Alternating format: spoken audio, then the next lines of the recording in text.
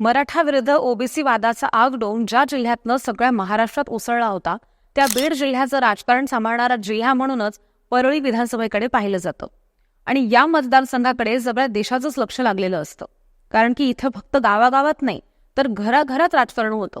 महाराष्ट्राच्या राजकारणातील अस्मित पैलू म्हणून ओळख असलेले शरद पवार असो, की प्रत्येक डावावर धोबी पछाड देऊन सुपडा साफ करणारे देवेंद्र फडणवीस असो, सगळ्यांना चकवा देणाऱ्या ह्या मतदारसंघाची गणितं नेमकी कशी होती, यंदाच्या निवडणुकीमध्ये ती कशी असतील, ह्याबद्दल जाणून घेऊयात ह्या आजच्या व्हिडिओमध्ये. नमस्कार, मी ऋतुजा आणि तुम्ही पाहताय सत्य पे सत्ता. थोडक्यात पण महत्वाचं.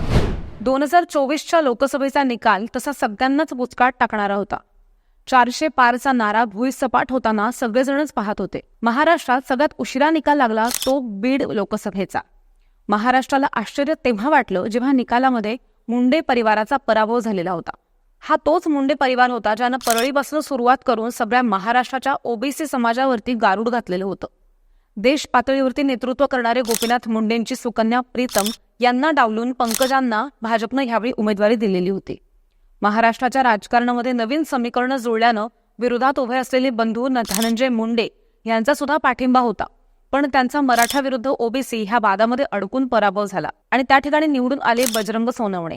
सोनवणेंनी दिलेली आश्वासनं ही महत्त्वपूर्ण नसले तरी सुद्धा त्यांचा विजय ज्या कारणांमुळे झालेला होता त्या कारणांचा यंदा सुद्धा फटका बसू शकतो का, तर अजिबात नाही. कारण की सध्याचे परळी विधानसभा मतदारसंघाचं राजकीय समीकरण जर बघितलं तर असं लक्षात येतं की इथल्या ओबीसी समाज एकत्र करण्यामध्ये मुंडे परिवार यशस्वी ठरलाय.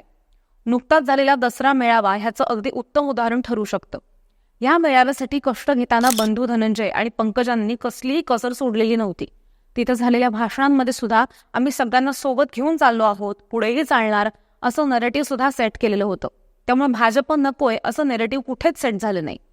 एकाच जातीचा पुढाकार घेण्यासाठी आयोजित मेळावा मात्र इतर समाजाला नाराज करणारा होता, अशा चर्चा सुद्धा नारायणगड मेळाव्याबद्दल केल्या गेल्या होत्या. यामुळेच मुंडे परिवाराचा विश्वास ह्यामुळे टिकून राहिला गेला. आता जाणून घेऊयात परळी मतदारसंघाबद्दल.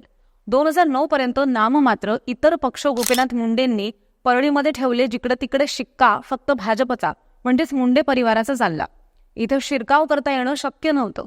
त्यावेळी शरद पवारांनी आपली चाल खेळत घरातील सदस्याला म्हणजेच धनंजय मुंडेंना फोडलं आणि राष्ट्रवादी काँग्रेस पक्षात घेऊन पुढे नेलं. 2009 मध्ये ह्या मतदारसंघात काका गोपीनाथ मुंडेंनी पुतण्याला डावलून पंकजांना उमेदवारी दिली. त्यामुळे काका विरुद्ध पुतण्या हा संघर्ष उफाळून आलेला होता. तरी सुद्धा पंकजांचाच विजय झाला. 2014ला दोघातील अस्पष्ट संघर्ष स्पष्ट झाला आणि परळीमध्ये दोघंही बहीण भाऊ एकमेकांच्या विरोधात उभे राहिले. राष्ट्रवादीकडनं धनंजय मुंडे तर भाजपाकडनं पंकजा मुंडे उभ्या होत्या. त्यावेळी त्यांना 96,000 मतं मिळाली तर धनंजय यांना 71,000 मतं मिळाली. त्यामुळे त्यांचा पराभव झाला. पण हा अस्पष्ट संघर्ष येणाऱ्या 5 वर्षात प्रचंड वाढला. भाजप सत्तेत आल्यानं पंकजांना विविध पदं मिळत होती. त्यामुळे कामाचा आवाका जनसंपर्क सुद्धा वाढत गेला. दरम्यानच्या काळात वडील गोपीनाथ मुंडेंचं निधन झालं. त्यामुळे सहानुभूती सुद्धा वाढत गेली. लोकप्रियतेच्या शिखरावरती त्या जात गेल्या. त्याच वेळी भाजपाकडनं त्यांना हळूहळू महाराष्ट्राच्या राजकारणातनं डावललं जायला लागलं. त्यांची रिकामी स्पेस त्यांना भरून काढता आली नव्हती. ती मतदारसंघात भरण्याचं काम धनंजय मुंडेंनी केलं. परिणामी त्यांना 2019च्या 1,22,000 मताधिक्य मिळालं आणि दणदणीत विजय सुद्धा मिळाला. पंकजा मुंडेंचा झालेला पराभव त्यावेळी आपापसातील मतभेदांवरून झालेला होता हे सुद्धा स्पष्ट झालेलं होतं. पण सध्याच्या राजकारणाकडे पाहिलं तर तो आता होणं शक्य नाही.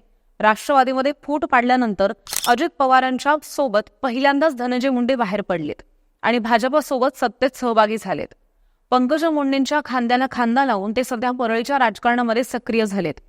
विविध विकास कामांचे नियमित होणारे नियोजन हे मुंडे परिवाराच्या विजयाचं एक रहस्य मानलं जातं. लोकसभेत झालेल्या चुका डोळ्यासमोर ठेवून मुंडे बंधू भगिनी आता मतदारसंघ पिंजून काढण्यावरती भर देत आहेत. महायुतीकडनं अजित पवार यांच्या राष्ट्रवादी काँग्रेसकडनं धनंजय मुंडेंना उमेदवारी जाहीर झाली आहे. पण त्यांच्या विरोधात कोण हा प्रश्न अजून सुद्धा अनुत्तरितच आहे. कारण की महाविकास आघाडीतर्फे अजून इच्छुकांच्या यादीतनं कुणाचंही नाव घोषित झालेलं नाहीये. दिवसेंदिवस इच्छुकांची भव गर्दी वाढत चालली आहे. त्यामुळे महाविकास आघाडीमध्ये बंडखोरी निश्चित आहे. परिणामी धनंजय मुंडे मैदान मारतील ह्याचीच शक्यता आता वाटत चालली आहे. ही माहिती तुम्हाला कशी वाटली आणि परळी विधानसभा मतदारसंघाबद्दल तुम्हाला काय वाटतं हे कमेंट करून नक्की सांगा.